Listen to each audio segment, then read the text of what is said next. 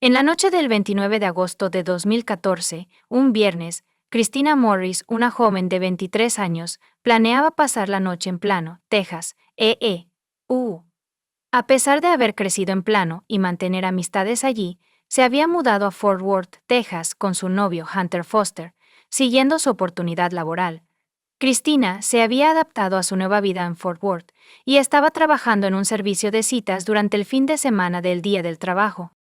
El viernes por la noche, Christina Morris regresó a Plano para reunirse con su amiga de la escuela secundaria, Paulina Petrosky. Las dos se habían conocido en la escuela secundaria, Allen. Paulina vivía en The Shops at Legacy, y Plano recibió a Christina y a algunos amigos de la escuela secundaria Allen en su apartamento. El grupo, en su mayoría conocidos de Allen High School, se reunió en el apartamento de Paulina a las 9 p.m. Después de algunas copas, alrededor de las 11 p.m., una parte del grupo fue a Harry's Tavern durante 30 minutos antes de reunirse nuevamente en Scruffy Duffy's. A medida que avanzaba la noche, el bar cerró a las 2 a.m., lo que hizo que algunos del grupo se fueran. Sin embargo, Christina, Sabrina, Enrique y Steven decidieron regresar al apartamento de Paulina. De regreso, Sabrina, Enrique y Paulina se detuvieron en Whataburger para comer en el autoservicio. De regreso en el apartamento de Paulina, el grupo disfrutó de la comida del drive-thru. Sin embargo, Paulina y Steven notaron que Christina parecía angustiada. Reveló que había estado enviándole mensajes de texto a su novio, Hunter, toda la noche, con la esperanza de que se uniera a la fiesta, pero luego descubrió que había salido con amigos. A pesar de su pedido de que la recogiera, Hunter dejó de responder a sus mensajes de texto. Ya eran las 12 a.m., y Christina le envió numerosos mensajes a Hunter durante los siguientes 90 minutos sin recibir una sola respuesta. Los mensajes de Christina comenzaron pidiéndole a Hunter que fuera a buscarla, seguidos de preguntas sobre lo que estaba pasando. Le suplicó a través de múltiples mensajes, informándole de sus obligaciones laborales al día siguiente, e incluso diciéndole que había perdido las llaves de su coche. A las 3:01 a.m., la frustración se apoderó de ella ya que Hunter seguía sin responder. Christina le envió un mensaje de texto, expresando su decepción, deseándole buenas noches y transmitiendo el sentimiento de que habías perdido lo mejor que te podría haber pasado. Christina luego le envió a Hunter mensajes de texto adicionales informándole que estaba tomando un taxi a casa y diciendo, «Te veré un día entre las 3:20 a.m. y las 3:48 a.m».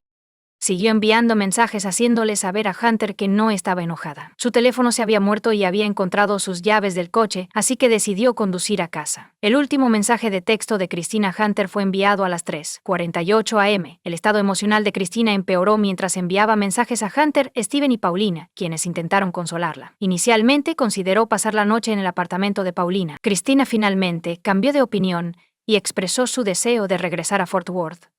A pesar de la oferta de Steven de llevarla a casa a la mañana siguiente, Christina insistió en irse a casa esa noche. Dado que no había consumido mucho alcohol y lo había hecho más temprano en la noche, los demás no la consideraron lo suficientemente intoxicada como para conducir. Al mismo tiempo, Christina decidió irse. Enrique también decidió irse a casa, expresando su intención de acompañar a Christina hasta su coche, mientras se dirigía a ver a su novia. Cuando salieron del apartamento de Paulina, Steven llamó a Christina para ver cómo estaba, ya que ella había estado llorando justo antes de irse.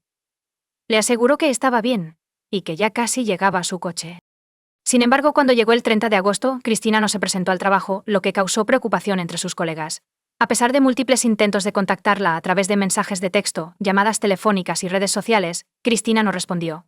Este comportamiento era inusual en ella, dada su ética de trabajo responsable. Sus colegas vieron una publicación en Facebook de un amigo instando a Christina a que los llamara, expresando una profunda preocupación. Temiendo que algo pudiera estar mal, los colegas de Christina contactaron a su amiga, quien luego contactó a la familia de Christina, solo para descubrir que no tenían idea de dónde estaba.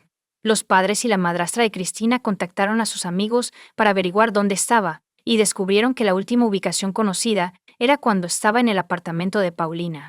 Cuando contactaron a Enrique, les informó que se había ido con Christina, pero que tomaron caminos separados por la acera. Enrique mencionó que Christina estaba al teléfono cuando se separaron, pero no tenía idea de con quién estaba hablando. Los padres de Christina la reportaron como desaparecida debido a preocupaciones por su bienestar. Durante la investigación, la policía interrogó a Hunter. Hunter inicialmente no cooperó con la policía, pero eventualmente accedió a entregar su teléfono celular. Lo hizo de mala gana después de borrar varios mensajes de texto. Hunter informó a la policía que no estaba en casa la noche del viernes especificada. En cambio, afirmó haber estado en Concrete Cowboy en Dallas, admitiendo que había recibido múltiples mensajes de texto de Christina esa noche. Afirmó que no las había leído y que no estaba revisando su teléfono activamente. Hunter declaró que solo regresó a casa el sábado por la mañana, alrededor de las 10 a.m. o 11 a.m., para descubrir que Christina estaba ausente, asumiendo que estaba molesta y se quedaba con amigos. No expresó ninguna preocupación. El sábado por la noche, aún sin tener noticias de Christina, salió con amigos nuevamente. Hunter declaró que solo se preocupó cuando el padre de Christina se puso en contacto con él el domingo para preguntar por su paradero. A pesar de las afirmaciones de Hunter, algunos de los amigos de Christina y su padre sugirieron a la policía que Hunter estaba involucrado en el uso o la distribución de sustancias ilegales. Hunter admitió a la policía que la noche del 29 de agosto estaba vendiendo y usando sustancias prohibidas, así como bebiendo alcohol. Cuando el bar cerró a las 2 a.m., Hunter explicó que había ido al Hotel Uebe con amigos. Cuando le preguntaron si siguió el plan esa noche, Hunter lo negó, pero admitió que los eventos eran algo confusos. A pesar de las sospechas que rodeaban el relato de Hunter sobre la noche del viernes, la policía tuvo que verificar y corroborar cuidadosamente la información proporcionada. A pesar de las sospechas sobre Hunter y una posible conexión con la desaparición de Christina, no había pruebas concretas de que él le hubiera hecho daño o estuviera involucrado. Como parte de la investigación, la policía fue al estacionamiento donde Christina había dejado su coche esa noche de viernes. Christina y el grupo del apartamento de Paulina habían aparcado todos en el garaje de Harry's Tavern. Allí descubrieron que el Toyota Celica de Christina seguía perfectamente cerrado. No se encontraron signos de lucha ni evidencia de juego sucio en el estacionamiento. Para reconstruir los eventos, la policía obtuvo las grabaciones de vigilancia de la zona. Christina y Enrique entraron juntos al garaje a las 3:55 a.m., según las imágenes de las cámaras de seguridad, el 30 de agosto. Sin embargo, solo 2 minutos después se vio el coche de Enrique saliendo de su espacio de estacionamiento, saliendo del garaje a las 3:58 a.m. Desafortunadamente, las imágenes no mostraron a Christina ni a su coche saliendo del garaje. Durante su conversación con Enrique, él le dijo a la policía que salió del apartamento de Paulina con Christina y que se separaron al final del complejo de apartamentos porque sus coches estaban estacionados en diferentes garajes. Renee le dijo a la policía que la última vez que vio a Christina, ella estaba hablando por teléfono con alguien. Sin embargo, Enrique afirmó que no tenía más información porque había llamado a su novia en ese momento. Cuando la policía pidió ver el registro de su teléfono para confirmar la línea de tiempo, Enrique afirmó que estaba enviando mensajes de texto a su novia en lugar de hablar con ella por teléfono. Cuando la policía pidió revisar esos mensajes de texto, Enrique explicó que no era posible porque su teléfono estaba configurado para eliminar automáticamente los mensajes más antiguos. La policía descubrió que Enrique envió un mensaje de texto a su novia la noche del 29 de agosto a las 8:02 p.m., seguido de un breve intercambio a las 10:30 y 8 p.m.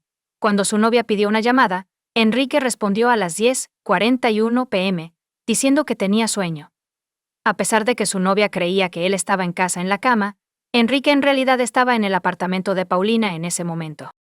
El siguiente mensaje de texto de Enrique a su novia llegó a la mañana siguiente, a las 10:52 a.m. Durante el interrogatorio posterior, afirmó que no sabía dónde había aparcado el coche de Christina. Sin embargo, las grabaciones de vigilancia contradijeron su declaración, revelando que entró al garaje al comienzo de la noche, con su coche a un espacio de distancia y un espacio más allá del de Christina. Cuando se le preguntó si Christina había estado en su coche, Enrique afirmó que nunca había estado allí. Afirmó que salió de The Shops y condujo a casa por la autopista 75, lo cual contradice los registros de la Toll Road y del teléfono celular que indican que tomó la Dallas North Tollway hacia la autopista 121, pasando por el garaje de peaje de la autopista 121 a las 4:08 a.m. Cuando se le mostró el video de él entrando en el mismo garaje de estacionamiento que Christina, Ricky afirmó que su intoxicación era tan grave que no podía recordar dónde había aparcado su coche esa noche. En ausencia de información sobre el paradero de Christina, la policía concluyó su investigación y creyó tener suficientes pruebas para acusar a Enrique de secuestro agravado. Cristina siguió desaparecida durante su arresto y juicio, y Enrique se declaró no culpable. La fiscalía basó su caso en 5 elementos clave. Primero, Enrique fue la última persona en ver a Cristina esa noche. En segundo lugar, el coche de Enrique tenía daños en la parte delantera y había sido limpiado a fondo. Tercero, lesiones. Cuarto, datos del teléfono celular. Sus teléfonos celulares se comunicaron con las mismas torres de celular. Quinto, el ADN de Cristina fue descubierto en el maletero del coche de Enrique. Se informó al jurado que Enrique y Cristina caminaron juntos hacia el estacionamiento después de salir del apartamento de Paulina alrededor de las 3:55 am. Sus coches estaban estacionados uno al lado del otro y la fiscalía especuló que el secuestro ocurrió dentro del garaje o en un momento posterior. La fiscalía sugirió que Enrique pudo haber herido a Cristina intencional o involuntariamente en el garaje, posiblemente al colocarla en el maletero. Sugirieron que Enrique salió del garaje con Cristina en el maletero, o que ella aceptó un aventón, pero luego decidió no hacerlo. Más tarde, se presentó como evidencia el metraje de vigilancia del garaje, contradiciendo la declaración inicial de Ricky a la policía de que se habían separado. Las grabaciones mostraron que un solo coche salió del garaje unos minutos después, y no se vio a ninguna otra persona salir durante los siguientes 20 o 30 minutos. Durante el juicio, se reveló que Enrique debía empezar a trabajar a las 8 am. Sin embargo, esa mañana de sábado, solo llegó a las 10:51 am, según un colega, parecía tener resaca de la noche anterior y desaliñado. El compañero de trabajo describió a Enrique como con moretones y rasguños en el brazo, así como una cojera notable.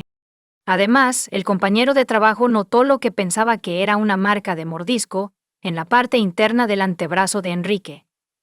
Enrique afirmó haber estado involucrado en una pelea en The Shops and Legacy, alegando que la persona con la que estaba peleando lo mordió mientras lo tenía en una llave de estrangulación. Sin embargo, Enrique más tarde cambió su historia, diciéndole a su compañero de trabajo más tarde esa semana que un aro de llanta le había caído en la mano mientras intentaba rotar los neumáticos de su coche, lo que resultó en las marcas. La novia de Enrique testificó, diciendo que lo vio el sábado por la noche y notó una lesión en su mano derecha, así como cortes en su mano y nudillos. Durante los procedimientos judiciales, la jefa de Sabrina testificó que creía que Enrique estaba románticamente interesado en ella esa noche.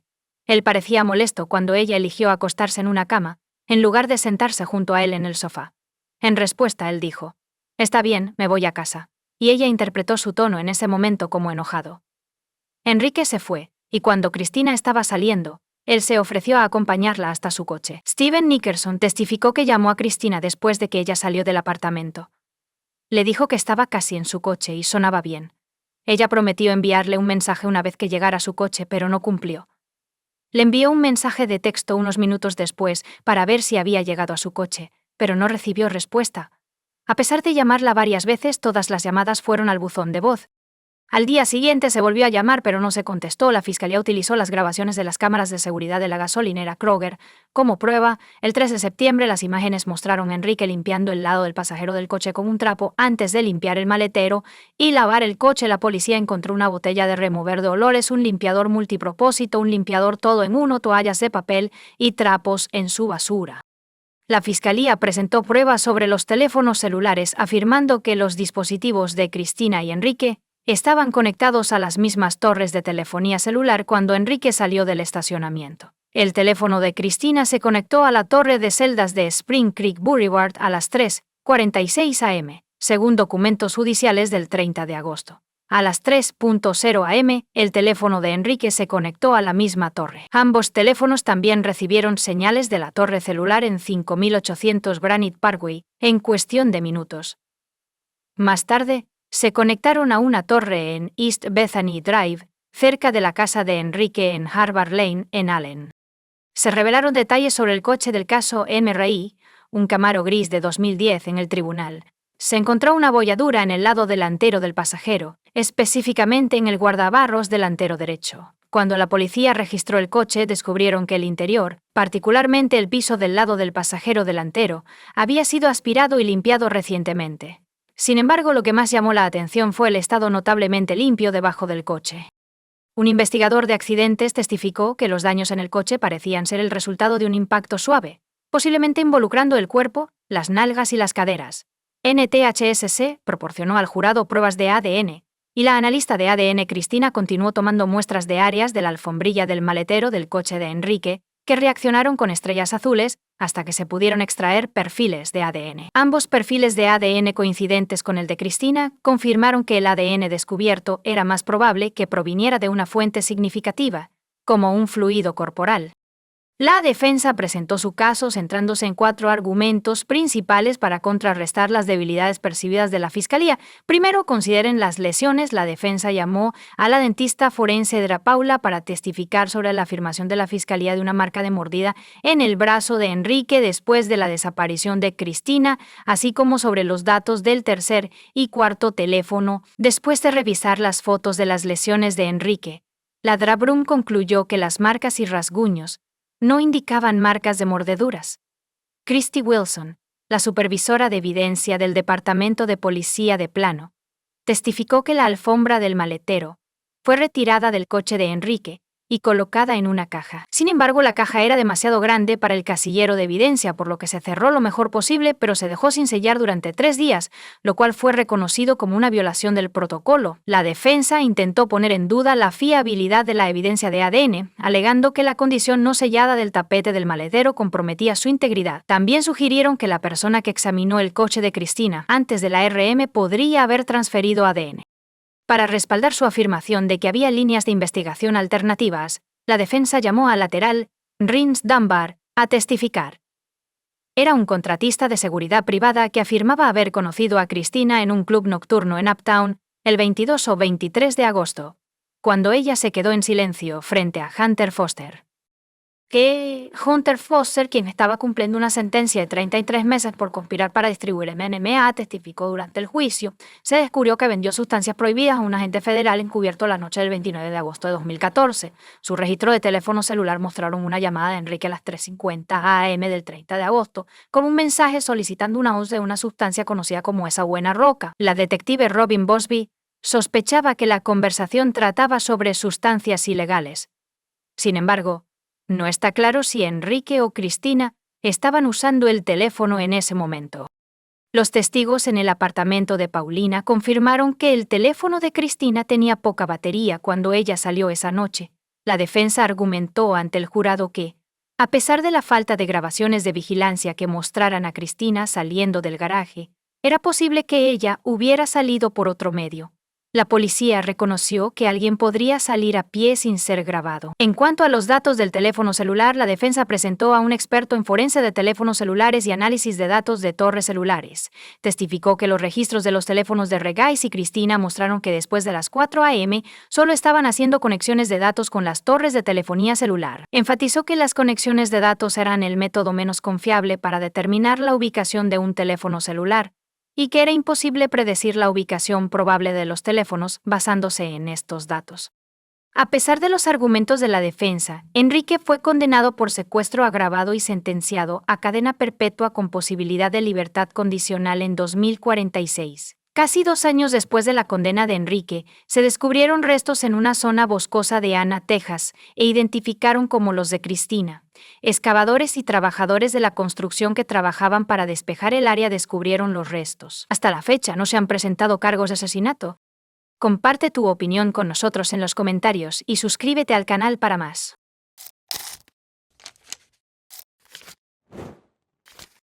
Hola chicos, bienvenidos a mi canal y hoy vamos a echar un vistazo a otro caso horrible con ustedes. Esta historia ocurrió en 2002. Durante sus vacaciones de verano en Kansas, Alexandra Kemp, de 19 años, también conocida como Ali Kemp, trabajaba en una piscina al aire libre. Su hermano también trabajaba allí, pero en turnos diferentes. Cuando llegó al trabajo un día y no pudo localizar a su hermana, contactó a su padre. El tipo no podía creer que Ali estuviera más cerca de lo que pensaba. Alexandra Elizabeth Kemp nació el 11 de octubre de 1982 en Leawood, Kansas, que está en la frontera con Missouri. Era la mayor de 3 hijos y la única hija de sus padres. Alexandra se graduó de la escuela secundaria con honores y asistió a la Universidad Estatal de Kansas. Tenía grandes planes para su vida, incluyendo un viaje en 2002. Después de terminar su primer año de universidad, regresó a Leawood para sus vacaciones de verano. Había una piscina al aire libre cerca de la casa de sus padres. Su hermano menor, Tyler, trabaja allí. Alexandra, también, decidió trabajar a tiempo parcial durante el verano para complementar sus ingresos. No era un lugar concurrido. La piscina estaba destinada principalmente a los residentes del vecindario. Por cierto, esta piscina sigue en funcionamiento a partir del 18 de junio de 2002. Alexandra estaba en el trabajo. El día estaba nublado, así que había menos visitantes de lo habitual. Tyler llegó a la piscina alrededor de las 5 p.m. para comenzar su turno, pero su hermana no estaba presente. Su teléfono y bolso estaban en la mesa, donde ella solía sentarse. Confundido, Tyler llamó a sus padres e informó que Alexandra había desaparecido. Su padre, Roger Kemp, se apresuró al lugar. Lo primero que hizo fue mirar en la piscina. Roger exhaló con alivio al ver que la piscina estaba vacía. Roger luego fue a una pequeña sala de bombas cerca de la piscina, que contenía varios equipos de purificación de agua, una escalera y otros artículos. Una vez dentro, el hombre miró a su alrededor pero no vio nada sospechoso. Pero luego notó una pierna sobresaliendo de debajo de la lona. Corriendo y levantando la lona, Roger vio a su hija brutalmente golpeada. Estaba desnuda de la cintura para abajo, con numerosos moretones en la cara y el cuerpo. El hombre marcó inmediatamente el 911. Mientras hablaba con el operador lloró y suplicó a Alexandra que no lo abandonara. Cuando llegó la ambulancia, Roger estaba administrando RCP a su hija. Transportaron a la niña al hospital. Desafortunadamente, a pesar de sus mejores esfuerzos, Alexandra no sobrevivió. Fue declarada muerta inmediatamente después de llegar al hospital. Alexandra murió por estrangulación a pesar de haber sufrido numerosas lesiones graves. Aunque su cuerpo estaba parcialmente desnudo, los expertos no encontraron evidencia de que alguien la hubiera forzado a tener intimidad antes de su muerte. La policía acordonó la piscina mientras esperaban los resultados de un análisis de las muestras de ADN tomadas del cuerpo de Alexandra, con la esperanza de encontrar pistas que les ayudaran a identificar al perpetrador. Había signos evidentes de una lucha en la habitación donde Roger descubrió el cuerpo de Alexandra. Sus chanclas estaban en 2 lugares diferentes. La policía también descubrió un gel antiséptico abierto con una tapa dentro. Unos días después, mientras la policía buscaba desesperadamente al perpetrador, la familia de Alexandra y cientos de personas solidarias se despidieron en una ceremonia fúnebre. El primer sospechoso era Phil House, con quien Alexandra había estado saliendo desde la secundaria. Phil también trabajaba como administrador de la piscina.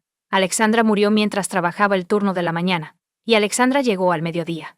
Su turno estaba programado para durar 5 horas. Phil solía quedarse después del trabajo para pasar más tiempo con su novia, Alexandra, pero esta vez se fue inmediatamente después de su turno porque habían planeado una cita nocturna. Como se mencionó anteriormente, el hermano de Alexandra llegó al trabajo y la encontró ya bajo una lona en la sala de bombas. Sin embargo, Phil tenía una coartada sólida, por lo que la policía lo eliminó rápidamente de la lista de sospechosos. Hablando con los detectives, él declaró que a Alexandra no le gustaba estar sola. Los cortacésped la miraban frecuentemente y trataban de coquetear con ella. La policía interrogó a los cortacésped, pero todos los hombres tenían una coartada. Sin embargo, no era un callejón sin salida absoluto.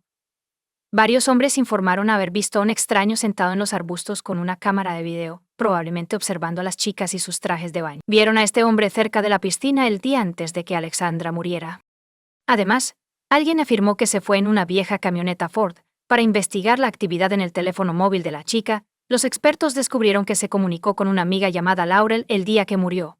Incluso acordaron encontrarse, y Laurel se presentó en la comisaría para ser interrogada. Les dijo a los investigadores que Alexandra la invitó a sentarse con ella hasta que terminara su turno. El clima ese día no era ideal, así que nadie vino a la piscina, lo que hizo que Alexandra se sintiera mejor. Según Laurel, llegó a la piscina alrededor de las 2:30 p.m. Estacioné a unos metros de la cerca, pero Alexandra no estaba presente. Laurel comenzó a tocar la bocina, esperando que Alexandra respondiera al sonido, pero en lugar de su amiga, vio a un hombre salir de la casa de la piscina. El hombre le dio una sonrisa y le saludó con la mano. Laurel no conocía a este hombre. Supuso que era el jefe de Alexandra, y decidió irse para no causar más problemas a su amiga. En ese momento, ella creía que Alexandra estaría en problemas si el jefe descubría que estaba hablando con amigos durante las horas de trabajo. Pero ese hombre no era el supervisor ni el compañero de trabajo de Alexandra.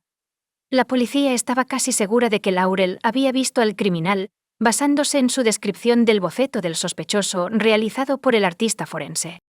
La policía estaba buscando a un hombre blanco de 30 años, de complexión robusta, con cabello corto y castaño, que conducía una camioneta Ford de 1980. Las autoridades recibieron numerosas pistas. Una persona afirmó que el hombre llamado James era heterosexual, se parecía mucho al boceto del sospechoso, conducía una vieja camioneta Ford y trabajaba como mecánico a unos 20 minutos de la piscina. Cuando la policía encontró al hombre y lo llevó a la estación, quedaron asombrados por su parecido con el retrato hablado basado en la descripción de Laure. James negó estar involucrado en la muerte de Alexandra Kemp. El empleador del hombre confirmó su coartada, afirmando que James estaba en el trabajo el día en que murió Alexandra. Como resultado, lo despidieron de manera más directa. Mientras tanto, la policía recibió un informe de laboratorio que reveló ADN masculino en un tubo de gel antiséptico encontrado en la escena del crimen y en el cuerpo de Alexandra. Sin embargo, fue ineficaz porque la policía no encontró coincidencias en las bases de datos cuando buscaron estas muestras. Los amigos, la familia y el novio de Alexandra fueron oficialmente excluidos de la lista de sospechosos porque su ADN no coincidía con las muestras de ADN descubiertas. El padre de Alexandra, Roger Kemp, fue la fuerza impulsora detrás de esta investigación. Perder a su amada hija le despojó del sentido de la vida, pero lo recuperó al proponerse como objetivo encontrar a la persona que mató a Alexandra. En una entrevista, Roger afirmó que tienes dos opciones: quedarte en la cama y cubrirte con la manta o salir y luchar. Decidí luchar. La perseverancia y tenacidad de Roger impresionaron al departamento de policía, por lo que se le dio su propio espacio en la comisaría, donde recopilaba toda la información que recibía y compartía posibles pistas con la investigación. Después de revisar todas las pistas disponibles, Roger y los investigadores contactaron a los productores del programa de televisión America's Most Wanted y solicitaron que se produjera un episodio sobre la muerte de Alexandra. Los creadores aceptaron. Una vez fue el programa de televisión más largo, con 24 temporadas. Después de que se emitió la historia de Alexandra, la policía comenzó a recibir cientos de llamadas con información. Investigaron todas las pistas, pero ninguna de ellas condujo a un avance. La investigación terminó en un callejón sin salida. En febrero de 2003, 8 meses después de la muerte de Alexandra, apareció una nueva pista, aparentemente sólida. Como resultado de la actividad de búsqueda, un hombre ha sido arrestado en Utah. Recibieron 3 declaraciones sobre esta persona en el transcurso de varios días. 2 mujeres y una niña de 14 años, que no están relacionadas entre sí, le dijeron a la policía que un hombre las obligó a tener intimidad. El criminal huyó, pero finalmente fue detenido en Utah. Este hombre resultó ser James Strader, el mismo hombre que la policía de Kansas había interrogado previamente. Los rasgos faciales de Strader eran muy similares al boceto del sospechoso. Por alguna razón, en ese momento nadie recogió su muestra de ADN. Quizás nadie lo hizo porque el jefe de Strader convenció a la policía de que él estaba en el trabajo el día del crimen y no había salido. Todos pensaban que el caso de Alexandra Kemp estaba a punto de resolverse, pero Strader negó cualquier implicación en su muerte. Admitió que se parecía mucho al retrato del sospechoso, pero afirmó que no había estado cerca de la piscina ese día. Proporcionó una muestra de ADN para su análisis. Sin embargo, el resultado decepcionó a todos. Su ADN no coincidía con el encontrado en el cuerpo de Alexandra ni en el tubo de gel antiséptico. Terminará en prisión por cargos no relacionados. Y la investigación del caso de Alexandra Kemp se estancó una vez más. Alexandra murió hace un año y la policía aún no tiene sospechosos. Roger Kemp y Phil House, el hombre con el que Alexandra estaba saliendo, continuaron su lucha por la justicia. Phil, presidente de la comunidad estudiantil, distribuyó el retrato del sospechoso por correo electrónico a estudiantes de otras universidades. También solicitó que los estudiantes de otras instituciones educativas vean un episodio de America's Most Wanted con Alexandra Kemp. Sin embargo, a pesar de los mejores esfuerzos de sus familiares y la policía, no se logró nada. Ha pasado otro año. Roger Kemp se negó a rendirse y continuó luchando por la justicia de su hija. Se puso en contacto con America's Most Wanted nuevamente, esta vez solicitando que se repitiera el episodio sobre la muerte de Alexandra. Cuando los creadores le preguntaron a Roger si había alguna nueva información en el caso, él respondió: «No.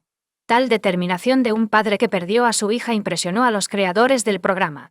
Por lo tanto, el episodio se volvió a emitir. Después de eso, la policía recibió un alto volumen de llamadas. Roger ofreció una recompensa de $25,000, con 0 centavos por cualquier información que pudiera ayudar a identificar a la persona que mató a Alexandra. La ciudad de Leawood lo aumentó a $50,000 con 0 centavos. Roger también publicó una imagen del boceto de su hija de los sospechosos junto con información sobre la recompensa en los periódicos. Un día, estaba conduciendo por la autopista y notó las vallas publicitarias. En ese momento, Roger se dio cuenta de que una valla publicitaria era una excelente manera de llamar la atención. Comenzó a llamar a agencias de publicidad para ver cuánto costaría colocar la información necesaria en una de las vallas publicitarias. Una de las agencias con las que Roger se puso en contacto fue Lamar Advertising Company. Cuando el dueño de la empresa se enteró de que Roger Kemp quería alquilar una valla publicitaria, se negó a aceptar su dinero. En su lugar, le dijo que podía publicar información de forma gratuita en múltiples vallas publicitarias. Roger decidió publicar un boceto del sospechoso y la información sobre la recompensa en vallas publicitarias cerca de una de las autopistas más transitadas del estado. La policía recibió cientos de pistas que tomaron tiempo en investigar. Al mismo tiempo, algunas pistas se referían al mismo hombre. 2 personas no relacionadas informaron sobre Teddy Hoover, el dueño de una vieja camioneta Ford. El hombre trabajaba en el mantenimiento de piscinas y se parece al boceto del sospechoso. Tantas coincidencias no podían ser una casualidad, así que la policía comenzó a buscar a un hombre llamado Teddy Hoover. Descubrieron su dirección en Kansas y fueron allí de inmediato. Hoover abrió la puerta. Estaba sorprendido y visiblemente nervioso, pero no era su culpa. Muchas personas se ponen nerviosas cuando la policía llama a su puerta. Preguntaron por su paradero el 18 de junio de 2002. Como era de esperar, el hombre respondió que no podía recordar porque habían pasado 2 años. Pocas personas recordarán dónde estaban en un día específico hace varios años. Hoover también negó cualquier participación en el mantenimiento de la piscina donde trabajaba Alexandra. No obstante, los detectives le pidieron que proporcionara voluntariamente una muestra de su ADN para eliminarlo de la lista de sospechosos. Hoover respondió que necesitaba consultar a un abogado antes de proceder. Dijo que llamaría a la policía él mismo después de consultar con un abogado. Aproximadamente un día después, el abogado de Hoover contactó a los investigadores, afirmando que su cliente estaba preocupado por la posibilidad de que su muestra terminara en la base de datos. Teddy, supuestamente, creía en una variedad de teorías de conspiración. En otras palabras, creía que la policía lo usaría en su contra. En otros casos, los investigadores prometieron no ingresar el ADN de Hoover en ninguna base de datos, y solo lo compararían con el ADN encontrado en Alexandra Kemp. El abogado dijo que hablaría con su cliente y volvería a llamar. Mientras esperaban una llamada, la policía revisó los materiales por 100ª vez y descubrió un trozo de papel con un nombre familiar y una de las carpetas. El día que murió Alexandra, los detectives entrevistaron a los transeúntes reunidos junto a la piscina con la esperanza de saber si habían presenciado algo sospechoso. Ted Hoover fue una de las personas con las que la policía habló junto a la piscina. Indicaba que él estaba en la escena del crimen. A pesar de su afirmación de que nunca había estado allí, la policía se convenció cada vez más de que Ted Hoover era el hombre que habían estado buscando durante 2 años. Después de varios días de espera, los investigadores contactaron al abogado de Hoover y le preguntaron si su cliente estaba dispuesto a proporcionar una muestra de su ADN. La respuesta del abogado sorprendió a los investigadores. El hombre declaró que su cliente rechazó sus servicios y dejó de contactarlo. La policía fue inmediatamente a la casa de Hoover, pero su principal sospechoso ya se había escapado. Añadieron al hombre de 29 años a la lista nacional de buscados. Sin embargo, logró cubrir sus huellas con bastante éxito. Las vallas publicitarias con la imagen del sospechoso permanecieron en su lugar, y los detectives habían estado buscando a Hoover durante meses sin éxito. En septiembre de 2004, un hombre llamó a la policía y afirmó tener información sobre el sospechoso. Afirmó conocer el nombre de la novia de Teddy, con quien vivía en Kansas. Los detectives decidieron identificar a esta mujer pero descubrieron que ella dejó el estado alrededor del mismo tiempo en que Hoover huyó. El nombre de la mujer era Laura Barr, y el Servicio Postal de los Estados Unidos informó a la policía del estado de Kansas que ella estaba recibiendo correo en Litchfield, Connecticut. Un hombre llamado Benjamin Appleby también recibía correo en esa dirección. La casa donde vivían estaba en una zona rural remota. La policía estaba segura de que Benjamin Appleby era un seudónimo o el nombre real de Teddy Hoover. En 1997, los detectives contactaron a la Policía Estatal de Connecticut y les pidieron que ayudaran en la búsqueda de Appleby. El hombre tenía problemas legales en Connecticut y se emitió una orden de arresto en su contra. El hombre se expuso frente a una escolar. Sin embargo, Benjamin huyó del estado y la policía no pudo localizarlo. Con una orden de arresto, los detectives se dirigieron a la dirección de entrega de correo de Benjamin Appleby.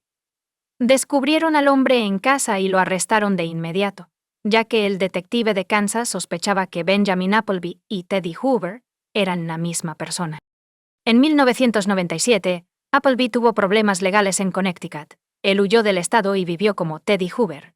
Pero cuando los detectives en Kansas quisieron una muestra de su ADN para determinar su implicación en la muerte de Alexandra Kemp, regresó a Connecticut, comenzó a vivir bajo su verdadero nombre e intentó mantener un perfil bajo, asumiendo que todos se habían olvidado de sus fechorías. Appleby se negó a ser extraditado a Kansas, así que los detectives de Leawood viajaron a Connecticut, suponiendo que nuevamente declare su inocencia. Los detectives lo engañaron. Antes de llevar al hombre a la sala de interrogatorios, colgaron fotos de la escena del crimen, así como fotos de Alexandra y Appleby, y colocaron carpetas en la mesa con su nombre. La policía hizo grandes esfuerzos para darle la impresión de que la investigación era exhaustiva. Cuando el hombre llegó a la sala de interrogatorios, se quedó sin palabras. Uno de los detectives preguntó: ¿qué crees que pasará después de que obtengamos una muestra de tu ADN? Appleby se echó a llorar y asumió la responsabilidad de la muerte de Alexandra. Relató los acontecimientos del nublado día de junio. Benjamin notó a Alexandra, y ella le pareció atractiva. Decidió coquetear con ella, y cuando ella entró en la sala de bombas, la siguió y cerró la puerta impidiendo que saliera.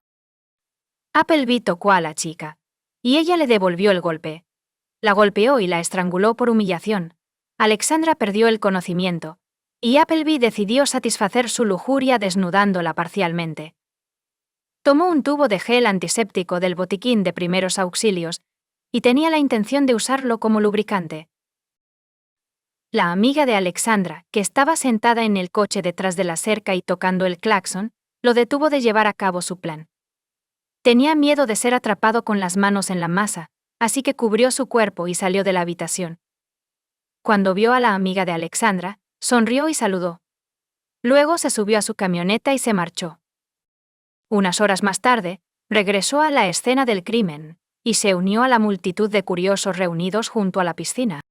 El análisis de ADN confirmó que el ADN encontrado en el tubo de gel y en el cuerpo de Alexandra pertenecía a Benjamin Appleby. Así, después de más de 2 años, y en gran parte gracias a los esfuerzos de Roger Kemp, la policía descubrió al hombre que mató a Alexandra. Appleby dijo a los investigadores que estaba dispuesta a admitir plenamente su culpabilidad para cerrar el caso rápidamente y evitar que la familia de Alexandra pasara por otra prueba emocional, pero en la primera audiencia judicial declaró su inocencia, afirmando que confesó bajo presión. Se puede decir mucho, pero discutir el análisis de ADN es inútil. Solo había una muestra de ADN en el cuerpo de la víctima que pertenecía a Benjamin Appleby.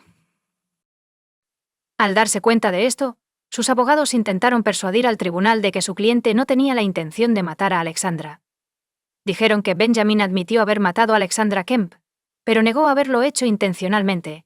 Sin embargo, los expertos forenses recordaron a todos que el criminal había estado estrangulando a la chica durante aproximadamente 10 minutos. Podía haber parado, pero decidió no hacerlo. Según la fiscalía, él vino a la piscina por una razón: para observarla. Desafortunadamente, el 18 de junio de 2002, la piscina estaba turbia y vacía. Appleby aprovechó la situación. En diciembre de 2005, un jurado lo declaró culpable el tribunal lo condenó a cadena perpetua con la opción de solicitar libertad condicional después de 50 años. Recibió 19 años adicionales por intentar forzarla a tener intimidad. Appleby apeló la decisión del tribunal en 2019 y su sentencia de cadena perpetua por privación de vida en primer grado fue confirmada. El Tribunal de Apelación dictaminó que un intento de establecer intimidad con Alexandra fue considerado cuando se dictó la primera sentencia. Así, Appleby fue condenado 2 veces por el mismo delito. Basándose en esto, el tribunal anuló la segunda condena. Incluso si es liberado bajo libertad condicional, Appleby tendrá 81 años en ese momento. Los investigadores admitieron que la perseverancia de Roger Kemp les ayudó a encontrar al criminal. Cuando Appleby estaba en prisión, Roger y su esposa comenzaron una clase de defensa personal para chicas, a través de la cual decenas de miles de chicas y mujeres de todo el país aprendieron técnicas básicas de defensa personal. Las vallas publicitarias no eran un concepto nuevo. En 1991, tras la muerte por estrangulación de Kathy Page, de 34 años, su padre comenzó a colocar vallas publicitarias criticando a la policía. Y esta historia inspiró a los cineastas. 3 anuncios por un crimen. Sin embargo, después de que Roger Kemp publicara un boceto del sospechoso en vallas publicitarias, la gente comenzó a usar este método en todo el país. Además, muchas personas continúan usándolo hoy en día. La persistencia de Roger en la investigación, así como sus esfuerzos posteriores para beneficiar a la sociedad, no pasaron desapercibidos. En la Casa Blanca, recibió la Medalla Presidencial de Ciudadanos del presidente Barack Obama. Roger Kemp, de 77 años, falleció el 1 de marzo de 2022. Hasta su muerte, trabajó para una fundación que lleva el nombre de su hija. Él declaró que consideraría exitosos sus esfuerzos si lograban salvar al menos una persona. Comparte tu opinión con nosotros en los comentarios y suscríbete al canal para más.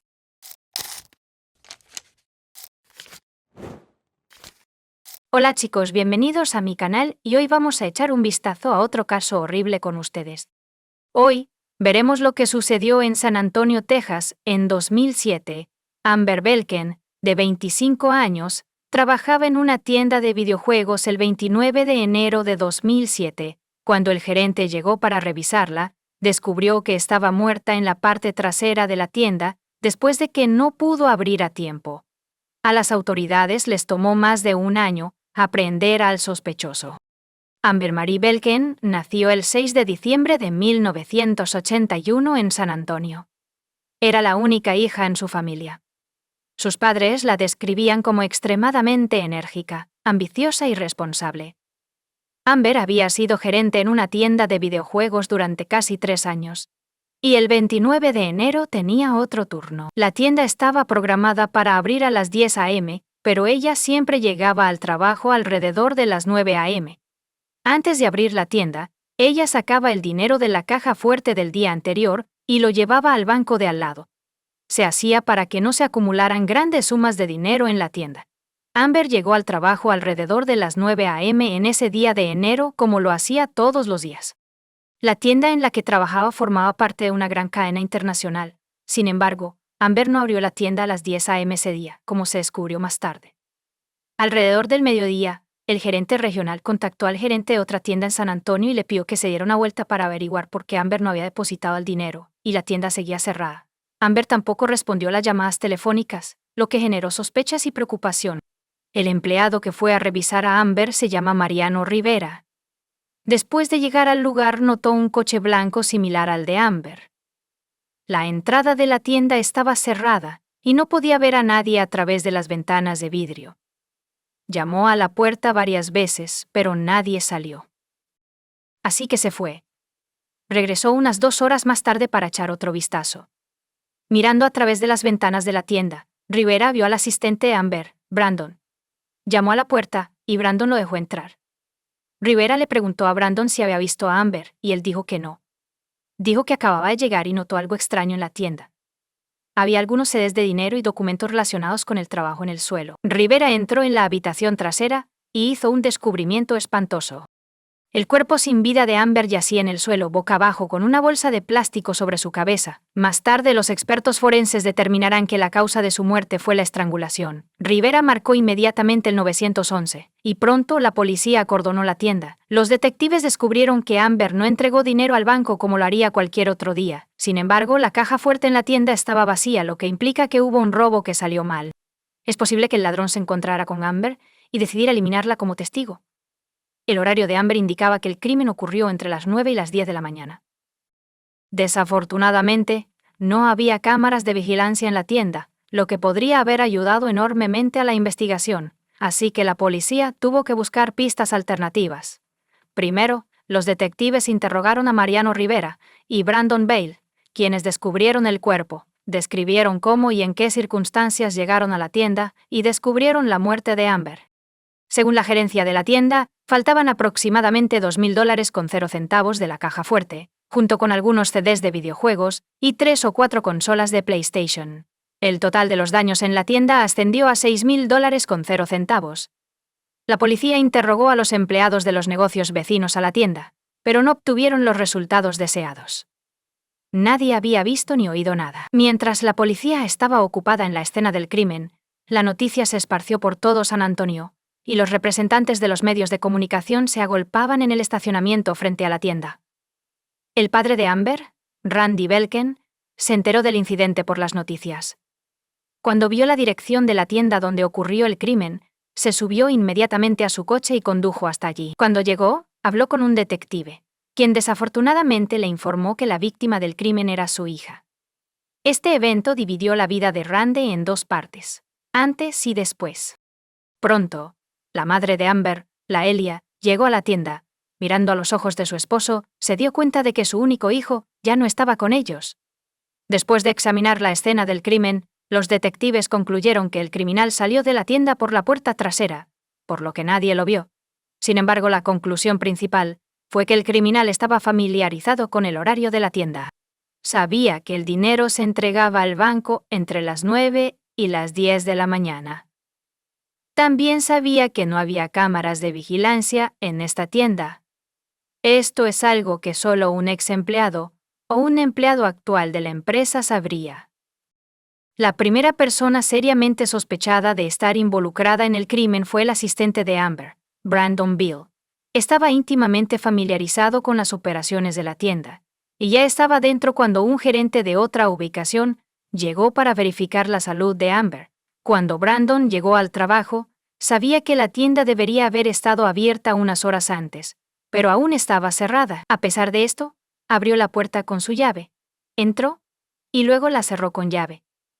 Notó signos de lucha dentro, pero por alguna razón, no entró en la habitación trasera para ver si Amber estaba presente.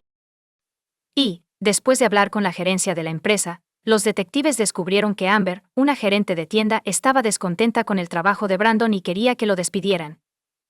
Le informó a su madre que Brandon tiene un mal carácter y no desempeña adecuadamente sus funciones laborales, pero una disputa con Amber podría llevar a Brandon a cometer un crimen.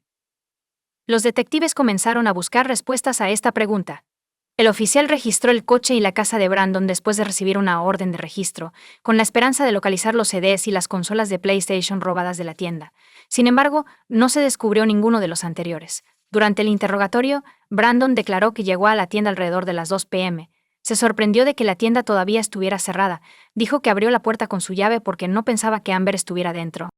Veo el desastre. Él creía que la tienda había sido robada. El gerente de otra ubicación llegó solo unos minutos después. Brandon también admitió que no estaba al tanto del deseo de Amber de despedirlo, pero reconoció que frecuentemente discrepaban en ciertos temas. Su novia y sus padres confirmaron su coartada para la mañana en que ocurrió el crimen. Cuando pasó el detector de mentiras, fue eliminado de la lista de sospechosos. Amber murió hace casi un mes, y la policía aún no tenía nuevas pistas. Los detectives temían que el caso quedara sin resolver. Los padres de Amber utilizaron las redes sociales para comunicarse con el público, solicitando que cualquier persona con información sobre el incidente la reportara. Se ofreció una recompensa de $100 con 0 centavos por información que condujera al arresto. El empleador de Amber proporcionó 95 de ellos, y se distribuyeron volantes con su imagen por todo San Antonio. A pesar de esto, no se logró ningún progreso durante los siguientes 7 meses. Hasta que un día, una comisaría recibió una llamada crucial. El hombre que llamó se identificó como Joe e informó al detective a cargo del caso de Amber que sabía quién era el responsable de su muerte. Joe, quien sea, le dijo al detective que Amber fue estrangulada por Giovanni Rivera, de 22 años. Cuando el detective preguntó por qué, él respondió que lo pensaba. Joe respondió que él y Giovanni trabajaron anteriormente para la misma empresa que Amber. Giovanni lo llamó el día del crimen y le preguntó si quería participar en un robo. La tienda no fue elegida al azar. Giovanni quería robar la tienda donde trabajaba Amber porque no tenía cámaras de vigilancia. El detective le preguntó a Joe si aceptó la oferta de Giovanni y participó en el robo, a lo cual Joe respondió negativamente. Si todo lo dicho es cierto, la suposición inicial de la policía de que el crimen fue cometido por alguien que conocía bien el horario de la tienda fue correcta. El detective solicitó que Joe fuera a la comisaría y hiciera una declaración oficial. Se negó, pero probablemente sabía que lo encontrarían tarde o temprano. Entonces, 2 días después, regresó a la comisaría y afirmó una vez más que no participó en el robo. Durante el interrogatorio, Joe detalló cómo Giovanni Rivera expresó por primera vez su deseo de robar una tienda. Joe afirma que Giovanni nunca dijo que iba a hacerle daño a Amber. Sin embargo, aproximadamente un mes después de su muerte, el caso recibió una amplia cobertura mediática. Confesó que la muerte de Amber fue su culpa. Joe explicó que no llamó de inmediato porque estaba preocupado por su seguridad. ¿Cuáles son tus pensamientos? ¿Podría la recompensa de $100.00 por proporcionar información importante motivarlo a ir a la policía? Por favor, comparte tus pensamientos sobre el asunto en los comentarios. Joe afirmó que el campo de la culpa comenzó a superar el sentimiento de miedo, lo que lo llevó a hacer una llamada. Aunque el testimonio por sí solo no fue suficiente para obtener una orden de arresto para Giovanni Rivera, el detective aún lo citó a la comisaría para interrogarlo. También vale la pena señalar que Giovanni Rivera no está relacionado con Mariano Rivera, el gerente que descubrió el cuerpo, solo comparten el mismo nombre. En una conversación con un detective, Rivera acusó a Joe de mentir. Él afirma que no estuvo involucrado en ninguna actividad criminal. Finalmente se negó a responder más preguntas, obligando a la policía a liberarlo. Mientras los oficiales consideraban cómo llevarlo ante la justicia, Giovanni se trasladó a Laredo, Texas, con su familia. Esta es la ciudad de la frontera con México, por lo que había una buena posibilidad de que cruzara la frontera y se perdiera. Sin embargo, sin pruebas contundentes, los detectives no pudieron proceder, y el caso se estancó una vez más durante meses.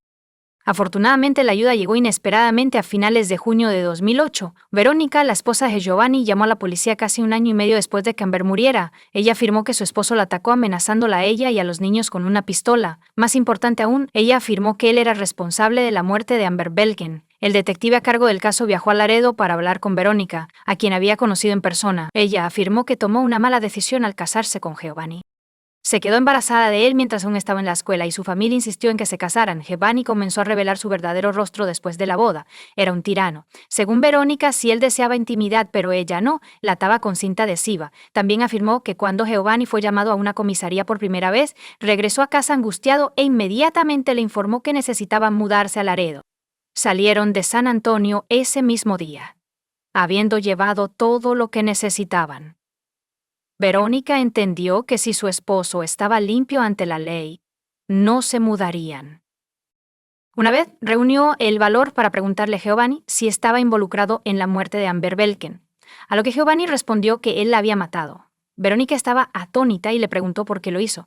Él explicó que lo hizo porque su familia necesitaba dinero para pagar el alquiler. Cuando Verónica pidió el divorcio, Giovanni la llevó a un lugar apartado, sacó una pistola y le dijo que se subiera al asiento trasero. La siguió y la amenazó, obligándola a hacer lo que él quería. Luego la sacó del coche, le entregó la pistola y le ordenó que lo terminara. Verónica dijo que no lo haría. Giovanni respondió que si ella no disparaba, se encargaría de ella, sus hijos y sus familiares. Verónica le suplicó que pensara en lo que podría pasarles a sus hijos. Si se quedaban sin sus padres, parecía funcionar. Y ambos regresaron a casa esa noche, pero Giovanni dijo que iba a desaparecer por la mañana. Cuando se fue, Verónica inmediatamente llamó a la policía y les contó sobre la confesión de su esposo. Los detectives obtuvieron una orden de arresto para Giovanni Rivera después de recibir el testimonio de 2 testigos, uno de los cuales era la esposa de Giovanni Rivera. Sin embargo, Rivera logró cruzar la frontera y perderse en México en ese momento. Pasaron otras 6 semanas antes de que fuera descubierto o arrestado en la casa de un familiar. Las autoridades de México acordaron su extradición a los Estados Unidos con la condición de que los fiscales no pidan la pena de muerte para él. Se acordaron esos términos. Después de que se completaron todos los documentos, se le delegó a Jewanny Rivera la autoridad en los Estados Unidos. Los padres de Amber se sintieron aliviados de que su arresto resultara en justicia por la muerte de su hija. El 7 de agosto de 2008, Rivera fue interrogado.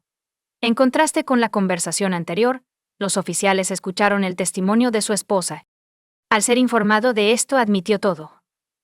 Declaró que tan pronto como Amber abrió la puerta de la tienda, la siguió, usando guantes y una máscara. Amber lo reconoció, lo cual lo sorprendió mucho. Le dijo que estaba teniendo problemas financieros y que necesitaba dinero desesperadamente, y la obligó a abrir la caja fuerte. Amber intentó alcanzar el teléfono en un momento dado, y él tuvo que atarle las manos con cinta adhesiva. Ella entró en pánico y comenzó a gritar. Según Rivera, le puso la mano sobre la boca y le pidió que se quedara en silencio. Amber intentó liberarse, pero él se dio cuenta de que había llegado al punto de no retorno. Tomó una bolsa de plástico cercana y le cortó el oxígeno. Ella dejó de respirar, se llevó el dinero, algunos CDs y algunas consolas de PlayStation antes de alejarse en su coche, que estaba estacionado detrás de la tienda.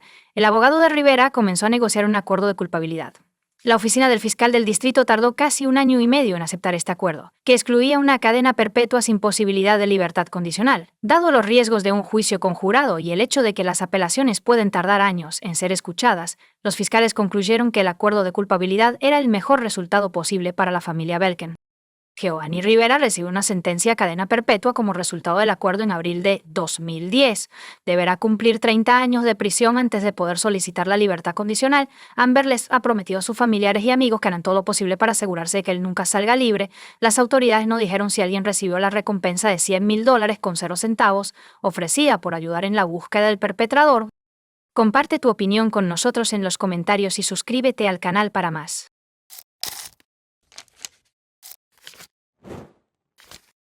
El 2 de agosto de 2015, Jason Corbett, de 39 años, dormía pacíficamente en su casa en Wahlberg, en el condado de Davidson, Carolina del Norte, Su familia incluía a su esposa, Molly Martens, sus 2 hijos, Jack, de 10 años, y Sarah, de 8, y los padres de Molly, Tom y Sharon Martens. Jason, originario de Limerick, Irlanda, contrató a Molly Martens como au pair después de la trágica muerte de su primera esposa, Margaret, debido a un ataque de asma. Molly tenía 24 años. Jason necesitaba ayuda para cuidar a sus 2 hijos pequeños, uno de 3 años y medio y otro de 1 año y medio, así que trajo a Molly desde Knoxville, Tennessee, Estados Unidos, a Irlanda. Jason y Molly gradualmente desarrollaron una relación romántica. El trabajo de Jason como gerente de planta para una empresa internacional de empaques requirió que la familia, incluyendo a Jack y Sarah, se mudara al condado de Davidson, Carolina del Norte, en 2011. Ese mismo año, Jason y Molly se casaron. Las camas de la corte parecían tener una vida plena en Carolina del Norte. Jason se centró en su trabajo en la planta de empaquetado, mientras que Molly asumió la responsabilidad de cuidar a los niños y disfrutaba entrenando un equipo de natación infantil.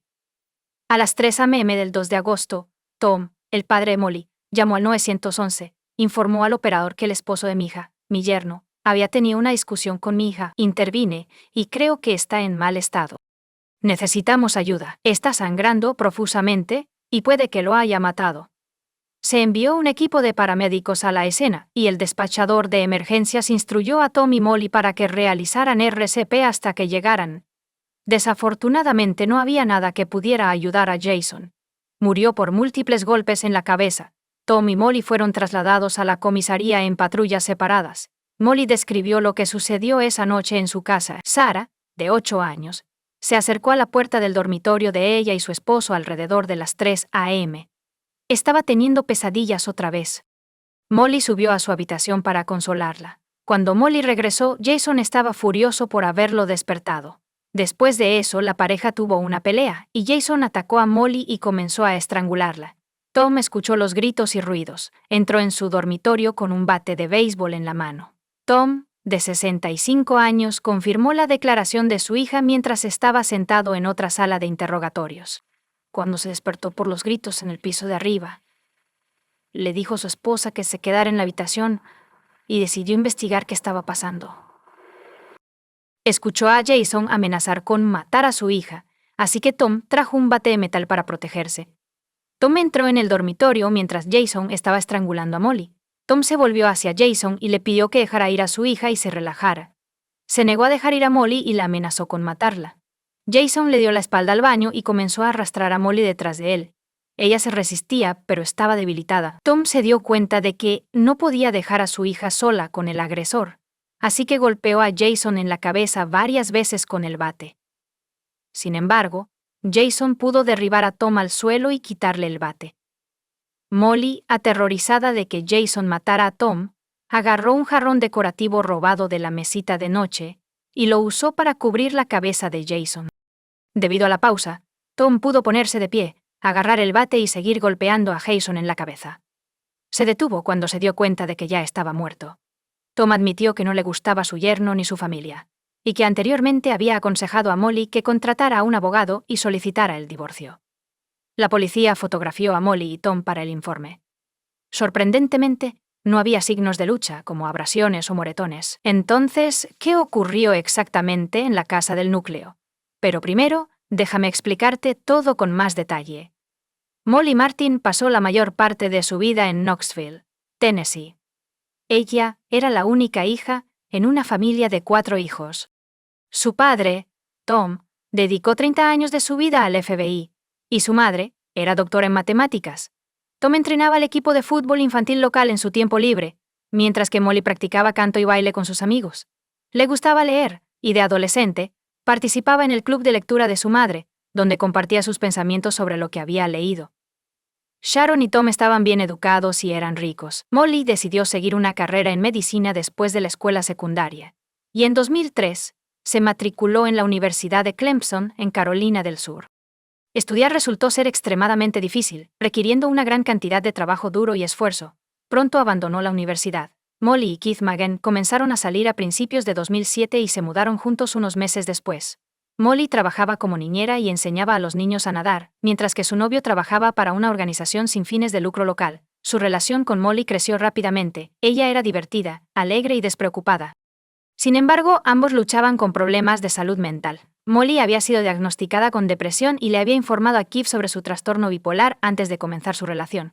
Keith señala que al principio todo iba bien, la medicación le ayudaba con sus problemas de salud mental. Sin embargo, más tarde contrajo Staphylococcus aureus.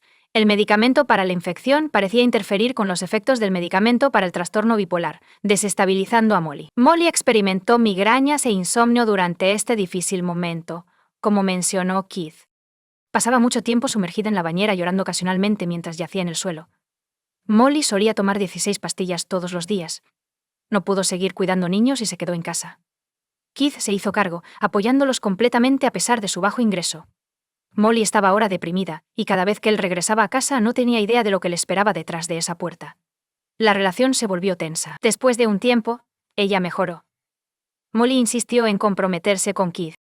Tomó esta medida por ella con la esperanza de que mejorara su condición, pero se equivocó. No ayudó, ni tampoco su deseo de tener hijos. Molly quedó embarazada de Keith. Sin embargo, tuvo un aborto espontáneo temprano en septiembre de 2007. El estado de Molly no mejoró en febrero, así que sus padres pagaron su estancia en la unidad psiquiátrica del Hospital Emory en Atlanta. Se le iba a ayudar a estabilizar su condición y a prescribir la medicación adecuada. 4 días después, ella regresó con Keith, y los dos intentaron seguir viviendo juntos. A finales de febrero, la relación de la pareja se había deteriorado significativamente. Molly simplemente le dijo a Keith una noche que quería viajar a Europa y trabajar como niñera en vivo. Él no pensaba que ella debería irse, y mucho menos trabajar con niños, porque ni siquiera podía ir de compras sola. Molly pronto se marchó a Irlanda, y Keith nunca la volvió a ver. Molly afirma que el trabajo de niñera llegó en un momento importante para ella. Después de graduarse de la universidad, luchó con sentimiento de insuficiencia y no tenía idea de quién era ni de quién quería ser. Tuvo la suerte de conocer a Jason, quien la ayudó a serenarse y entender su papel en el cuidado de sus hijos. Unos meses después, Jack y Sarah comenzaron a llamarla madre Molly, quien vivía en Irlanda, su tierra natal. Entonces, después de su compromiso, le propuso a Jason que se casaran y vivieran en América, y él aceptó. Tracy Lynch, la hermana de Jason, con quien siempre fueron muy cercanos, afirma que la Molly que conocieron en Irlanda y la que conocieron en los Estados Unidos son dos personas diferentes. Cuando los parientes de Irlanda llegaron a Tennessee para la ceremonia, notaron el comportamiento inusual de Molly. Intentaba controlar todo, estaba frecuentemente enojada y no se parecía a esas novias felices que esperan el matrimonio. A veces se quedaba en la cama y se negaba a hablar con nadie. La familia de Jason comenzó a cuestionar si debía unirse a esta familia estadounidense, y su mejor amigo notó al novio infeliz frente a él. Incluso le dijo que simplemente se fuera, tomara un avión y regresara a su país. Pero Jason dijo que no podía hacer eso, ya se había comprometido. 4 años después, Molly estaba muy unida a los hijos de Jason e incluso los consideraba como propios. Sin embargo, su relación con su esposo estaba tensa. Tracy afirma que Jason había planeado recientemente, en 2014, regresar a casa. No estaba feliz aquí y había comenzado a ganar peso. Molly estaba actuando de manera extraña, y él estaba descontento con algunas de las cosas que estaban sucediendo en casa. Extrañaba Irlanda y dijo que sería difícil para él irse. Cuando Molly se enteró de que él quería a sus hijos, contactó a su madre, pero él se negó a dejar que ella se convirtiera en su tutora legal. Jason se negó a usar la ciudadanía de su esposa para obtener una visa para él mismo. De esa manera, ella no tendría ninguna base legal para buscar la custodia de los niños si se divorciaban más tarde. Más tarde confesó a varios de sus amigos sobre el abuso de su esposo, y los vecinos comenzaron a vigilar a Jason. Las declaraciones de Molly no estaban respaldadas por ninguna evidencia visible. Según numerosos testimonios, no había abrasiones, moretones u otras lesiones, y no parecía ser víctima de un comportamiento abusivo, ni estaba retraída ni demacrada. No parecía tenerle miedo. Jason, por otro lado, no encajaba con la descripción de un tirano. Era amable, extrovertido y generoso. El vecino más cercano del tribunal informó que Molly había dicho cosas que no encajaban con el panorama general que él conocía, y que probablemente eran falsas. Ella admitió que puede haber mentido a otros para hacerse ver bien y evitar la vergüenza por sus palabras o acciones. Molly respondió a las preguntas de los detectives el 2 de agosto, aún vestida con su pijama de la pelea en la habitación, y reportó que Jason la había abusado. Había estado en el hospital varias veces, pero nunca explicó cómo se había hecho las heridas. Su esposo era abusivo, tanto verbal como emocionalmente. Según ella, él ocasionalmente se disculpaba sinceramente con ella. Su relación parecía estar en camino de mejorar. Sin embargo, el abuso continuó, y cada vez la situación empeoraba.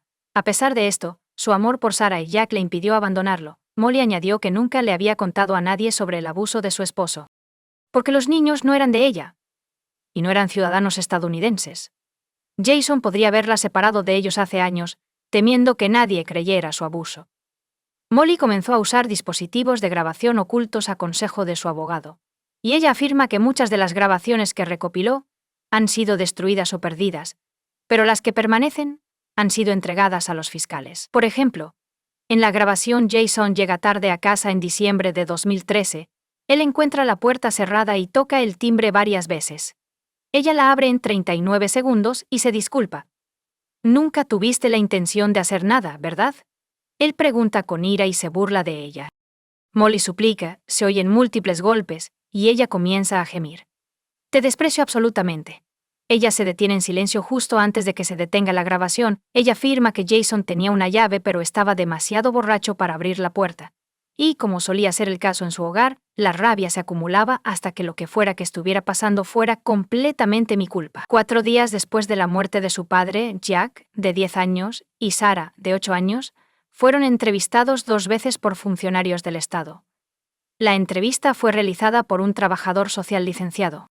Los niños describieron el comportamiento agresivo de su padre, los problemas matrimoniales continuos y las acusaciones de abuso verbal, emocional y físico. Quizás lo más importante, los niños entendieron y reconocieron los problemas. En respuesta a las preguntas, Sarah explicó que mamá no quería despertar a papá porque se enojaría y diría, ¿por qué me estás despertando? Jack fue testigo del uso de la fuerza física por parte de su padre. En 1 o 2 ocasiones, el trabajador social hizo una pregunta crítica para resumir lo que se había dicho. ¿Alguien les enseñó o les pidió que respondieran ciertas preguntas de una manera específica? Sarah respondió. Mi madre me pidió que dijera solo la verdad. Jason había nombrado a Tracy como la tutora legal de sus hijos hace unos años. En caso de su muerte, sabía que Molly no los dejaría ir sin luchar. Tracy voló inmediatamente a Carolina del Norte para solicitar la custodia de los niños. Molly hizo lo mismo, Tracy asumió la tutela de Jack y Sarah 16 días después de la muerte de Jason, y los dos regresaron a Irlanda. En enero de 2016, Tom y Molly fueron acusados de asesinato en segundo grado. Tracy cree que Molly se enteró de los planes de Jason de regresar a Irlanda con los niños. Sin embargo, sin ella, se ideó una estrategia para deshacerse de él. Molly siempre había querido solo a sus hijos, no a su esposo. Molly y Tom enfrentaron juicio en julio de 2017 por el asesinato de Jason Corbett. La fiscalía presentó una versión muy diferente de los hechos, una que excluía la estrangulación y la defensa propia. Los fiscales se basaron en gran medida en pruebas forenses, incluidas fotografías del cuerpo de Jason y signos espeluznantes de una lucha en el dormitorio. Según el informe del patólogo, Jason fue golpeado al menos 12 veces en la cabeza. No se pudo dar el número exacto porque fue golpeado repetidamente en el mismo lugar. El cráneo tiene grietas visibles y contusiones severas, similares a una lesión sufrida por alguien que ha caído desde una gran altura, ha estado involucrado en un accidente automovilístico o tiene sangre. Según un experto en salpicaduras, la cabeza de Jason estaba a 30 o 45 centímetros del suelo y continuó siendo golpeada. Según los fiscales, Jason fue golpeado primero mientras aún estaba sedado en su cama. Las pruebas de toxicología confirmaron que el sistema de Jason contenía un sedante recetado a nombre de Molly 2 días antes de la tragedia. Además, la póliza de seguro de $600.00 de Jason había sido cambiada hace aproximadamente un año, y Molly era ahora la única beneficiaria. El jurado también vio fotos de los acusados tomadas en la estación la noche del 2 de agosto. Tom y Molly no tenían rasguños. Era imposible participar en la pelea que Molly describió con un hombre que era más grande, más fuerte y más alto que tú, sin recibir un rasguño o un moretón. Tom y Molly probablemente estaban retrasando la llamada al 911, inventándose su historia para los policías, mientras el cuerpo de Jason se enfriaba en el suelo. Este pensamiento surgió después de que los paramédicos llegaran a la casa y notaran la baja temperatura de su cuerpo. Ya estaba frío. El comportamiento abusivo de Jason no fue revelado durante su juicio. La violencia doméstica rara vez se discutió durante el juicio. En su testimonio, Tom afirmó que Jason ejercía mucho control sobre Molly. Notó moretones en su cuerpo, pero no tenía idea de dónde venían, aunque admitió que nunca había presenciado la agresión física de Jason excepto en esa noche de agosto antes de la sentencia. Molly afirmó que incidentes como el del 2 de agosto ocurrían de manera regular. La única diferencia esta vez fue que mi padre estaba en la casa. En defensa de sus clientes. El abogado mostró una foto de la estación que mostraba a Molly con una marca roja en el cuello, confirmando la estrangulación. Jason tuvo un examen físico de rutina 2 semanas antes del incidente, y el médico afirmó que había estado estresado recientemente. Se quejaba de ataques incontrolables de ira irracional. La autopsia reveló marcas en el brazo izquierdo de Jason, indicando que se estaba defendiendo, pero ninguna en su brazo derecho, que supuestamente usó para sujetar a Molly por el cuello. Después de 9 días de testimonios, argumentos y fotos de la escena de la tragedia, el jurado fue excusado para deliberar después de menos de 5 horas en la sala. Encontraron a Tom y Molly culpables. Ambos recibieron penas de entre 20 y 25 años de prisión. El tribunal dictó sentencia unos días después de que se anunciaran los veredictos. Los abogados se opusieron a la decisión del tribunal, citando errores judiciales, particularmente las acciones incorrectas del jurado, que violaron las instrucciones del juez. Incluso antes de que se anunciara el veredicto, uno de los jurados dio una entrevista a los periodistas, revelando que algunos de ellos habían discutido el caso en privado, lo cual está estrictamente prohibido. Sin embargo, el tribunal denegó la moción. En el caso de Tom, el Tribunal de Apelaciones permitió que solo la defensa y la fiscalía presentaran argumentos orales en Malí en enero de 2019, pero los acusados no estaban presentes. A cada parte se le dio solo media hora para presentar sus argumentos principales. El 4 de febrero de 2020, el Tribunal de Apelaciones de Carolina del Norte anuló las condenas de Tom y Molly y ordenó un nuevo juicio. Entre otros errores en el primer juicio, se excluyó la evidencia de que Jason fue violento con Molly. Un año después, la Corte Suprema de Carolina del Norte confirmó la decisión del Tribunal de Apelaciones, a pesar del desafío del Estado. Se determinó que la exclusión de ciertas pruebas en el juicio, así como la inclusión errónea de otras, pudo haber impedido que Tom y Molly presentaran una defensa convincente. y por lo tanto, sus afirmaciones de defensa propia tenían poco respaldo probatorio. Como resultado, el jurado no estaba completamente informado sobre las pruebas, y no pudieron cumplir con sus deberes constitucionales. Molly y Tom fueron liberados con una fianza de $200 con 0 centavos cada uno en abril de 2021, después de cumplir 44 meses en prisión. Las entrevistas realizadas por dos niños pequeños, poco después de la muerte de su padre, son particularmente notables. Y, mientras estaban bajo la custodia de la familia de Molly, tanto Jack como Sarah han retractado sus declaraciones. Afirmaron que fueron entrenados para mentir sobre el abuso doméstico. Desde entonces han informado a la oficina del fiscal del distrito del condado de Davidson desde su residencia en Irlanda que Molly los coaccionó para hacer esas declaraciones falsas y que Molly fue quien fue abusiva. Un nuevo juicio se llevó a cabo en noviembre de 2023 y el juez condenó a Molly Martens y a su padre Thomas a prisión por al menos 7 meses tras un emotivo día final de audiencias de sentencia. El miércoles, el poder fue llevado fuera de un tribunal de Carolina del Norte esposado después de recibir sentencias que van de 7 a 30 meses por el homicidio involuntario de Jason Corbett. Esto es además de los 3 años y medio que Molly y Thomas ya han cumplido desde que fueron condenados por asesinato. Comparte tu opinión con nosotros en los comentarios y suscríbete al canal para más contenido.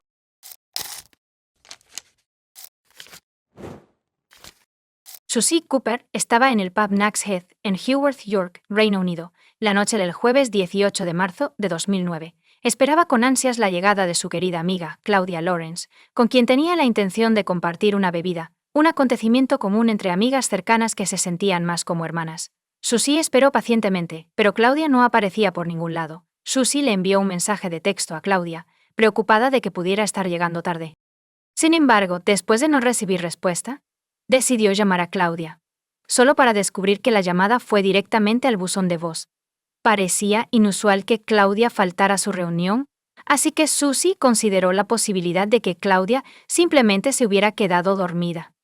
Claudia trabajaba como chef en la Universidad de York, lo que le exigía llegar temprano debido a la naturaleza de su trabajo. Después de conseguir el trabajo, se mudó a Haworth Road, donde vivía sola en una modesta casa adosada, disfrutando de su soledad. Claudia disfrutaba participando en una variedad de actividades. Frecuentemente socializaba con amigos en el pub Nag's Head y pasaba tiempo perfeccionando sus habilidades de equitación que había desarrollado desde que era niña. Claudia tenía un pony cuando era niña, y la casa de su familia en Malton, un pueblo mercado de North Yorkshire, incluía un prado. Su crianza estuvo llena de alegría y satisfacción porque era la menor de 2 hermanas. Su hermana, Ali, era 3 años mayor. Sus padres mayores, Peter y Joan, les proporcionaron una vida maravillosa y una buena educación, enviándolas a una escuela privada para una crianza cómoda. Aparte de las comodidades materiales, Claudia y su hermana aprendieron los profundos valores de la bondad y el amor. Su hogar se convirtió en un refugio para los animales necesitados, inculcando en Claudia una actitud compasiva y cariñosa que llevó a la adultez. A pesar del divorcio de sus padres cuando ella era adulta, Claudia se mantuvo cercana tanto a su padre, un abogado en el pueblo, como a su madre. Claudia no se presentó en Nag's Head esa fatídica noche, y Susie se preocupó cada vez más ya que no había tenido noticias de ella. Susie decidió revisar a Claudia de nuevo a la mañana siguiente, sintiendo que era extremadamente inusual que Claudia faltara a una reunión sin comunicarse. Esta vez, su intento de llamar a Claudia resultó en un descubrimiento más inquietante. El teléfono de Claudia estaba apagado. Susie se alarmó de inmediato, porque Claudia era conocida por llevar siempre su teléfono consigo y por estar enviando mensajes constantemente. Susie, preocupada por el bienestar de Claudia, contactó a Peter y le expresó su incapacidad para localizarla. También preocupado, Peter aceptó ir a la casa de Claudia a investigar la situación. Persisten los temores de que Claudia haya estado involucrada en un accidente en casa o, peor aún, haya enfrentado una posible amenaza de un intruso. Peter tomó la iniciativa de contactar a la Universidad de York, donde Claudia trabajaba como chef y tenía programado trabajar el jueves.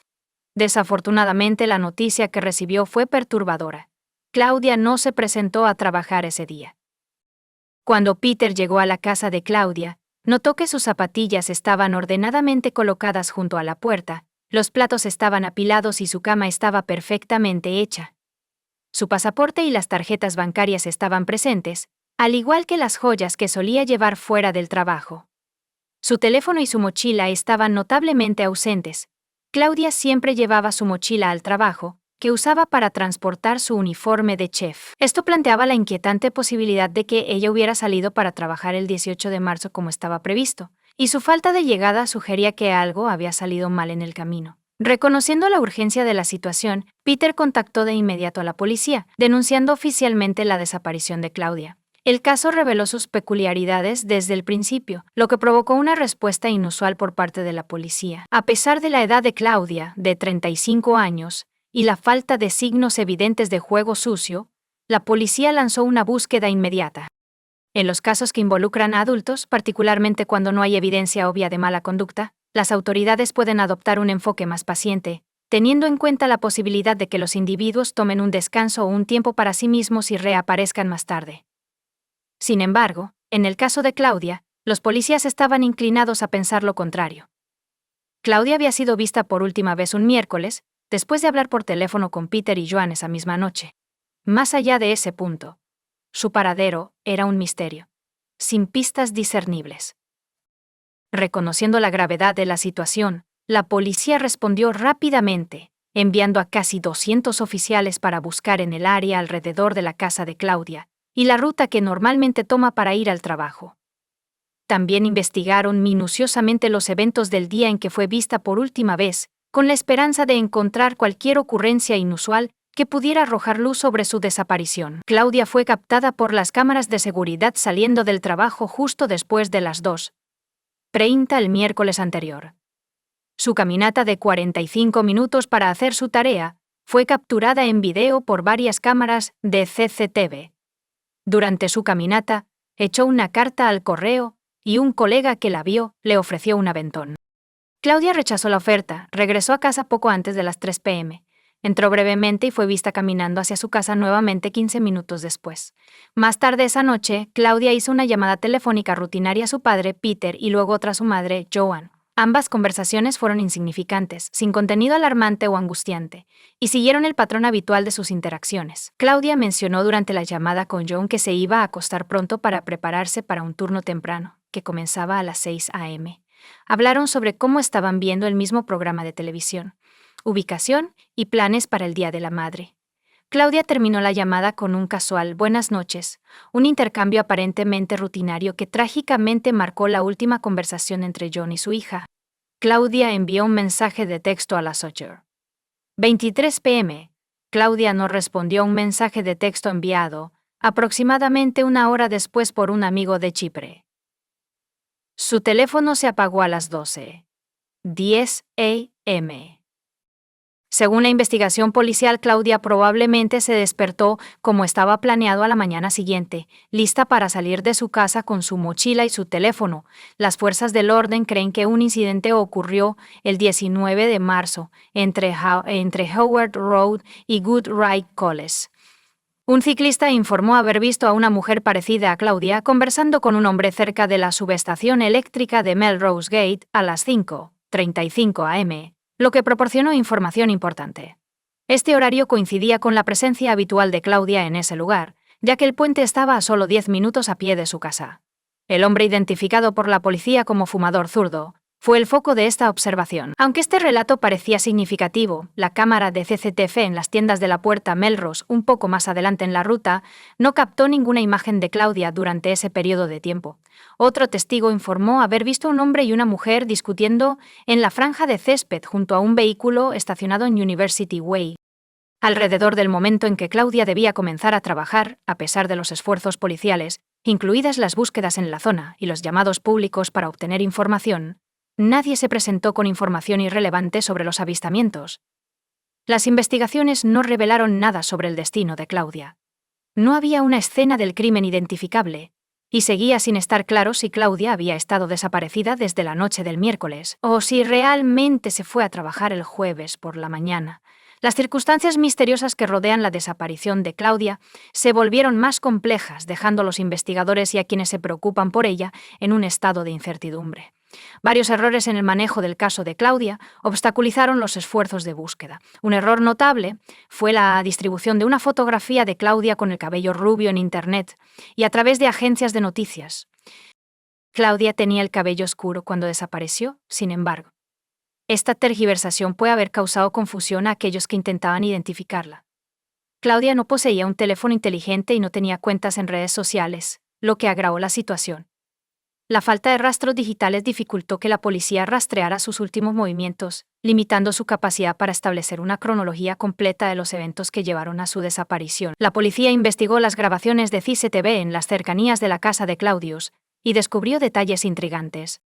El miércoles a las 7:15 p.m., un hombre con una mochila entró en el callejón detrás de la casa de Claudius y se quedó solo un minuto. Lo que añadía a la rareza era su costumbre de retroceder y esperar a que un transeúnte pasara antes de salir, lo que implicaba un deseo de no ser visto. Luego, a las 5:07 a.m. del jueves, otro hombre fue detenido después de entrar y salir del mismo callejón en menos de un minuto. Debido a la baja calidad de las imágenes, no estaba claro si era la misma persona en ambas ocasiones. Extrañamente, ningún hombre se presentó en relación con los avistamientos. A las 5:42 a.m., las imágenes de las cámaras de seguridad muestran un Ford Focus de color claro conduciendo por Hogwood Road hacia la casa de Claudia. En algún momento, se pueden ver las luces de freno del coche encenderse, indicando que el conductor está frenando. La policía especuló que el conductor del vehículo podría haberse detenido para recoger a Claudia en su casa. Sin embargo, ni el coche ni su dueño fueron encontrados. No se descubrió nada de valor significativo durante la búsqueda en la casa de Claudia. Sin embargo, se descubrió una huella dactilar parcial no identificada en el vehículo, añadiendo otra capa de misterio a la investigación. 6 semanas después de la desaparición de Claudia, la policía convirtió el caso en una investigación por asesinato sospechoso. La decisión se basó en la falta de pruebas que indicaran si Claudia estaba viva o muerta. Durante la búsqueda continua de Claudia, la cobertura mediática cambió, influyendo en la percepción pública del caso. Inicialmente se centró en una joven trabajadora y amable, que desapareció en su camino al trabajo, causando una gran preocupación y un deseo compartido de descubrir la verdad. El escenario de una mujer desapareciendo mientras se desplazaba al trabajo resonó profundamente, infundiendo miedo y pánico en la comunidad, porque la gente puede empatizar fácilmente con la posibilidad de que tal incidente le ocurra a cualquiera. La historia del caso Claudius dio un giro dramático cuando surgieron detalles sobre su vida privada, revelando múltiples relaciones con hombres, algunos de los cuales estaban casados. Parte del enfoque cambió de una hermosa y amigable chica desaparecida a una destructora de hogares desaparecida. Las relaciones de Claudia incluían a hombres casados, por supuesto, se negaron a cooperar con cualquier investigación, por lo que el caso estuvo envuelto en misterio, rumores y acusaciones. Incluso hoy en día, algunas personas se niegan a compartir información relevante. La relación de Claudia no debería haber afectado ninguna de las coberturas. Claudia era una mujer soltera sin hijos, y sus relaciones no deberían haber sido el tema de titulares y fragmentos de sonido. Aquellos que conocían a Claudia la describieron como una amiga cariñosa y atenta. La única razón por la que sus relaciones importan es si alguno de los hombres estuvo involucrado en su desaparición o no, y es por eso que el secreto que rodea algunas de esas relaciones ha obstaculizado los esfuerzos para localizar a Claudia. La verdad es que esa noche de miércoles puede que no haya dormido en su propia casa.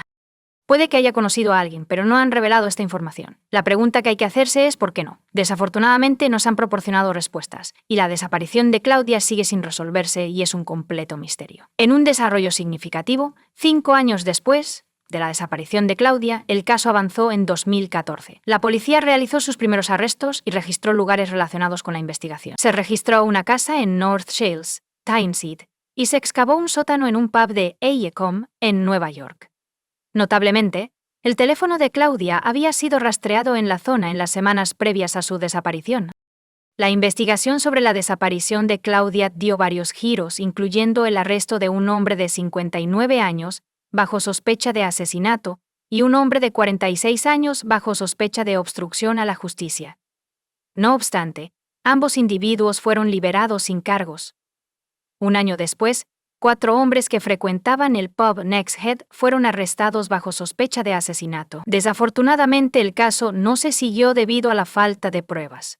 Debido a la falta de hallazgos concluyentes, el caso Claudius sigue envuelto en misterio e incertidumbre. La búsqueda de la verdad ha estado llena de pistas falsas y callejones sin salida. La familia de Claudia, que la adoraba, ahora mantiene la esperanza de que alguien se presente algún día con información vital. Hasta entonces, el destino de su amada hija y hermana es desconocido, dejándolos con la esperanza perdurable de que surjan respuestas y se cierre este misterio de larga data. Comparte tu opinión con nosotros en los comentarios y suscríbete al canal para más.